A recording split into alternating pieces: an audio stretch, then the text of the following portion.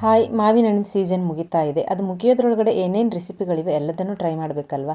ಬನ್ನಿ ಇವತ್ತು ಮ್ಯಾಂಗೋ ಲಸ್ಸಿನ ಯಾವ ರೀತಿ ಮಾಡೋದು ಅಂತ ನೋಡೋಣ. ಹೀಟಾಗಿರೋ ಬಾಡಿನ ಕೂಲ್ ಮಾಡ್ಕೊಳ್ಳೋದಕ್ಕೆ ಇದೊಂದು ಒಳ್ಳೆ ರೆಸಿಪಿ ಅಂತ ಹೇಳ್ಬೋದು. ಮೊದಲು ಚೆನ್ನಾಗಿ ಹಣ್ಣಾಗಿರುವಂಥ ಸಿಹಿ ಮಾವಿನ ಹಣ್ಣನ್ನು ತೊಗೊಂಡು ಚಿಕ್ಕ ಚಿಕ್ಕದಾಗಿ ಕಟ್ ಮಾಡಿ ಅದನ್ನೊಂದು ಮಿಕ್ಸಿ ಜಾರಿಗೆ ಹಾಕಿಬಿಟ್ಟು ಒಂದೆರಡು ಏಲಕ್ಕಿನೂ ಸಹ ಹಾಕ್ಕೊಂಡು ಪ್ಯೂರಿನ ರೆಡಿ ಮಾಡ್ಕೋಬೇಕು. ಏಲಕ್ಕಿ ಪೌಡ್ರ್ ಇದ್ದರೆ ನೀವು ಆಮೇಲೆ ಹಾಕ್ಕೋಬಹುದು, ಇಲ್ಲ ಅಂತಂದರೆ ಇದ್ರ ಜೊತೆಗೆ ಹಾಕಿ ಮಿಕ್ಸಿ ಮಾಡ್ಕೋಬಹುದು. ನೋಡಿ, ಈಗ ಪ್ಯೂರಿ ರೆಡಿಯಾಗಿದೆ.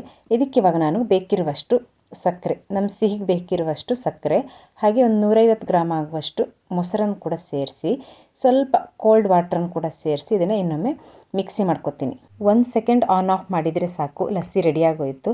ನೋಡಿ, ಬರೀ 5 ಮಿನಿಟ್ಸಲ್ಲಿ, 5 ಮಿನಿಟ್ಸು ಬೇಡ 2 ಮಿನಿಟ್ಸಲ್ಲಿ ರೆಡಿಯಾಗುವಂಥ ಮ್ಯಾಂಗೋ ಲಸ್ಸಿ. ಒಂದು ಮಾವಿನ ಹಣ್ಣಲ್ಲಿ ಇಬ್ಬರು ಹೊಟ್ಟೆ ತುಂಬ ಕುಡಿಯುವಷ್ಟು ಲಸ್ಸಿನ ಮಾಡ್ಕೋಬೋದು. ನಿಮಗೆ ಸ್ವಲ್ಪ ಕ್ವಾಂಟಿಟಿ ಜಾಸ್ತಿ ಬೇಕು ಅಂತಂದರೆ ಸ್ವಲ್ಪ ಕೋಲ್ಡ್ ವಾಟ್ರ್ ಮತ್ತು ಸಕ್ಕರೆನ ಸೇರಿಸ್ಬಿಟ್ಟು ಮಿಕ್ಸ್ ಮಾಡ್ಕೋಬಹುದು. ಬರೀ 5 ಮಿನಿಟ್ಸ್ ಬೇಡ, ಓನ್ಲಿ 2 ಮಿನಿಟ್ಸಲ್ಲಿ ರೆಡಿಯಾಗುವಂಥ ಮ್ಯಾಂಗೋ ಲಸ್ಸಿ.